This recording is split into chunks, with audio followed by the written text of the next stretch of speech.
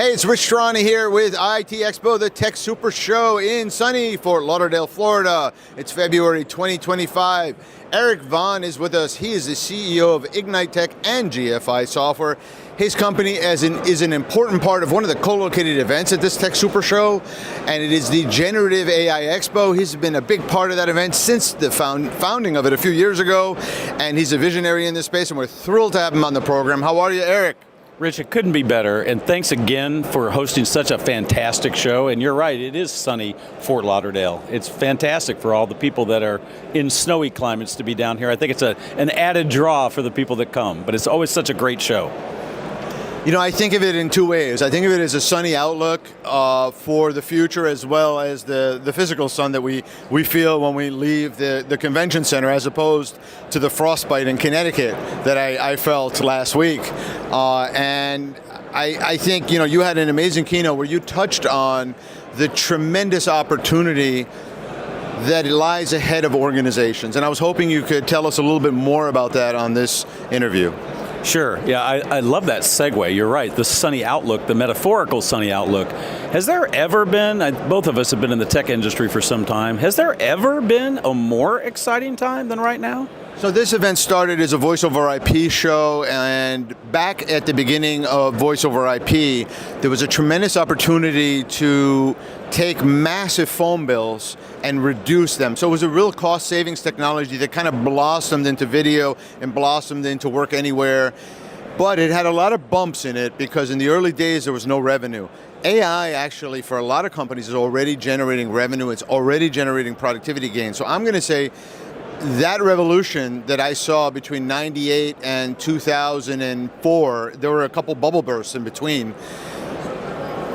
I think this is 50 to 100 times greater in opportunity because of the breadth of technology AI touches, if that makes sense. It does.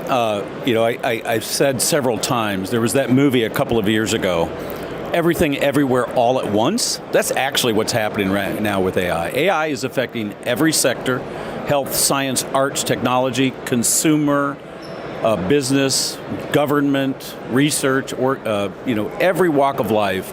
And the opportunity has never been greater. But what's so important is if anybody thinks that it's going to walk in the door and just present itself and make it work for them, that isn't the way it works. So right now our siren call is especially to the CEOs and leaders of organizations around the world to really get invested in this and lead the charge for their team in a way that dramatically shapes and changes their future. Because it's coming whether anybody knows it or not.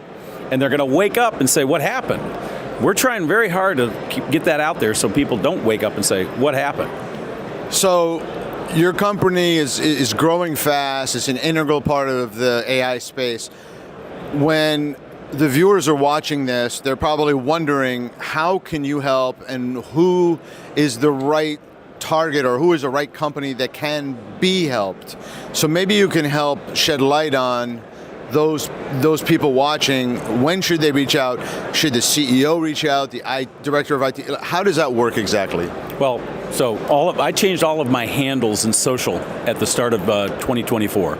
I am now the Gen AI CEO on X and everywhere you find, because I wanted to make it simple for people to reach out in a non-commercial way, to not think that, oh, he's the CEO of IgniteTech or GFI, he's interested in selling products. Of course we are interested in selling products, but we're interested in a lot more than that.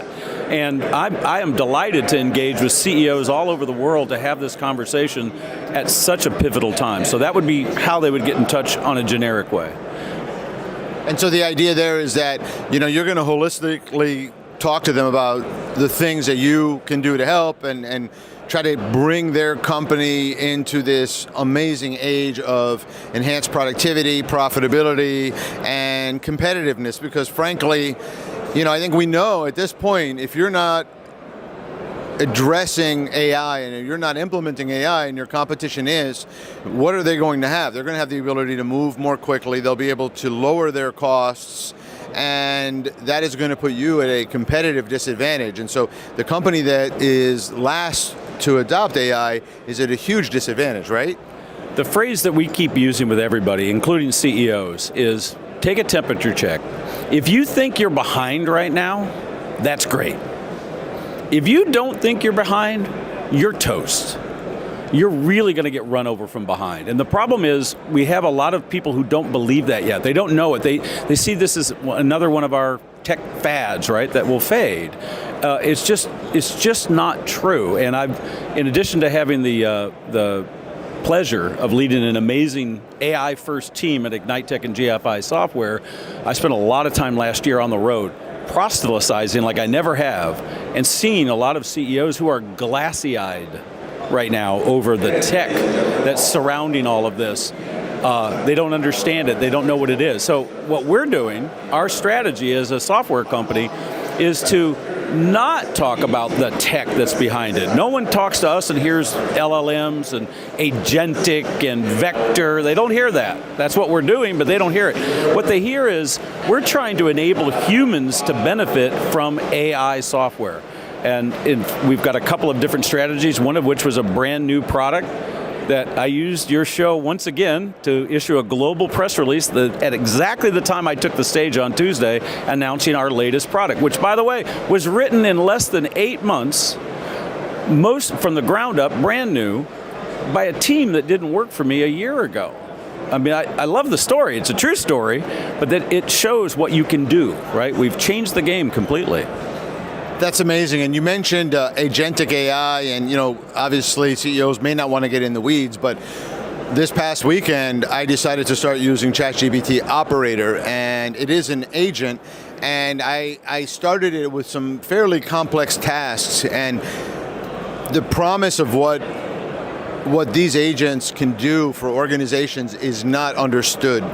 And I think the sooner they can speak to someone like you and learn and get involved, try it themselves, the better off they're going to be. Because again, you're talking about these technologies that are going to allow productivity to leapfrog like we never had the ability to do before. And productivity, we think of it in silos. I think I have Microsoft Excel, I have Microsoft Word. And the technology we buy it's purpose built, and that's kind of how it's been. But now with agents that are intelligent, the flexibility in task automation is something that is only limited by the creator of the person who sets that task. And that is something we never had before. There are tasks which are beneficial to corporations, but we never asked anyone because it didn't make sense to ask a person for whatever reason. A lot of those things are now going to get done by these AI agents because it's inexpensive and it's worth trying. So I think we're going to see this golden age of just creativity because of AI. Business creativity, and we're this show. You're the first to hear this. You guys are all the first to hear this. We're going to be focusing on the autonomous enterprise because I think that's what the future is going to be because of what's happening. Do you agree? What do you think about that? Well, I think a lot of things. Number one, I love the idea of agents and what you said, right? But the key is, I bet when you started using Operator, what you didn't do is write a 5-word sentence and expect great results from something, right? And this is kind of the advice we keep giving to everybody. Everybody's got to put the work in here. Everybody keeps showing up saying, I hear this thing can just do this for me. Go do it. That's not the way it's going to work, right? We have to give it the knowledge. We've got to give it the clear direction. We have to guide it. But that's the vision. The vision is once we do that, now they are, to your words, running around doing all these things for us. They are. And they should. And so our company, one of the ways that we were able to create 2 brand new pieces of software, 2 enterprise class software products, AI first software products from the ground up in 8 months, is because we transform our company first through AI first principles. So the majority of our people aren't doing the mundane anymore. We have AI doing that or assisting us with that, which freed up time for the best version of ourselves. That's the promise that everybody needs to embrace. It's very exciting. I can't wait for the future. And to your point, this task that I set Operator to do, I was noticing, I was putting some names in a database based on criteria. I saw it and I was watching it while I was on a Zoom call. I was like, wow, this is amazing. And all of a sudden, it's putting in lots of good names that looked like they were real people. Then it put in a John Doe and a Jane Smith, and I paused it and I said, why did you do that? And it said, sorry. And I asked it again, these people don't exist at the company. And then it said, I used hypothetical data. And so now all of my prompts say, do not use hypothetical data, because who on earth thought that this was even a possibility, right? Yeah, that's exactly it, and that's the experience. And so what happens is, especially at this early adopter phase, I mean, we're in a gold rush right now, and everybody's heading west and trying to get that gold. We don't know who's going to get there. It's fascinating. People have that experience, and they go tell it, I tried AI and it didn't work. And that's not that. No, you didn't do the work. So you did the work. I now have conversations with AI where I'll say, because it has this unbelievable affinity to agree with you. And so I said, I'm going to ask you a question. Do you think that we went deep enough on this? And please do not just say yes because I asked you a question. Feel free to say no, not at all. Or even better, if you are missing information in order to answer that question, then ask me. I am not looking for you to just confirm what I want. It's called confirmation bias, right? That's the work that we have to do. But we do that with people. We always have. We've done it with trainees, interns, first years that join our company. We give them kind of the ethos of who we are and what we believe. We've got to do the same thing here. So it's funny. I said I likened the operator. I did a tweet today, and I said it's like a PhD toddler. It's like a PhD with no experience. And I said, it's like a college professor. Yeah. That's a better. I heard somebody at your show say it's the smartest, dumbest assistant I've ever had. But I like that. Yeah, PhD toddler. That's exactly right. But the promise is there. We just have to work at it, and it's that one of those, anybody that's starting to do this, you'll get that, if you'll do the work, you'll get an aha moment. You're like, the potential is phenomenal. So, we're a software development house. I keep saying we wrote these software, and wrote both of these software products in the last 8 months, but AI wrote a lot of it. We didn't sit down and type a lot of code. We used AI coding tools and guided the creation, and in many cases, people are writing code in languages they don't know because they don't need to. That's the mundane. They are guiding the vision. What should it do? How should it behave? How should it look? Oh no, we need to adjust that.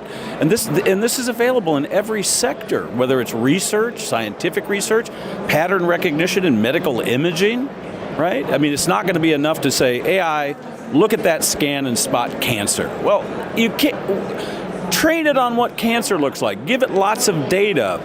Guide it, shape it, push it. Now you'll have this amazing, we're seeing this already, AI that is detecting cancers based on excellent pattern recognition, right? So that's it. You got to do the work.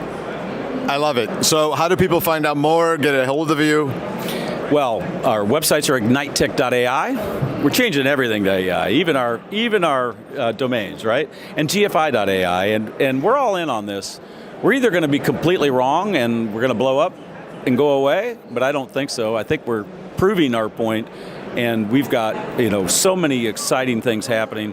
Announced at your show is a new product called Eloquence.ai, which is an email-based persona that is the answer to the problem of when you do a marketing blast to try to create leads to hundreds or thousands of people. How good are you at responding? Well, Eloquence responds in 5 minutes or less, which all of the data shows if you respond to a lead in 5 minutes or less, the conversion rate goes up sky high. In 160 languages, with perfect grammar, with excellent knowledge, and every single email is a bespoke creation. It's not like it's templates that are going out. People have been using it for months, and when they find out it's AI, we've been using it for like technical support questions. When they find out it's AI, we had one of our partners look at us on a video call and say, Sally is AI? They didn't know, right?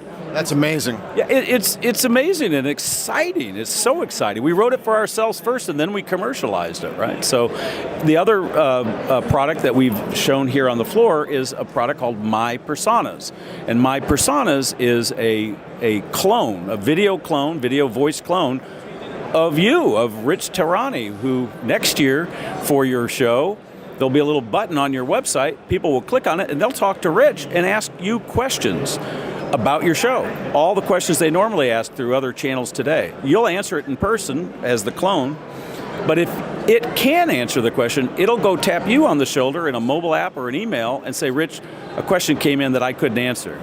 You'll answer it, it'll go back and update that session, but then it will also update the knowledge of the my persona, of your my persona. That next time that question comes in, you won't get pestered. So you are incented to answer those questions because fewer and fewer and fewer questions come in. And I know a show like this is full of nothing but repetitive questions. When does it start? What are the show floor hours? How do I order carpet? Where's the agenda? I mean, I know what it's like. It's crazy.